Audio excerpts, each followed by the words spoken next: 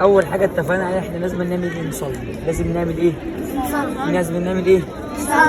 اولا ليه؟ اوعى تخاف من حد خالص. مين؟ غير ربنا.